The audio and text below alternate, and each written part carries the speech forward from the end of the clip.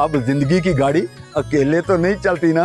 खटारा तो हो गई आपकी जिंदगी की गाड़ी। अगर आप दोनों का ये देसी रोमांस खत्म हो गया है तो मुझे बताएंगे खाने में क्या खाएंगे। मैं चाहती हूँ कि तुम मुझे ना मॉडर्न बना दो। मुझे मॉडर्न बनने का ना बड़ा ही शौक है। सांस तो आ ही रही है। ऐसे मामू सोते हुए कितने बुरे लग रहे हैं। वो तो तुम बेफिक्र रहो, बुड्ढा मेरी मोहब्बत में पागल हो चुका है। मामू जी मेरा यकीन माने, मैंने कुछ भी नहीं किया। मैंडी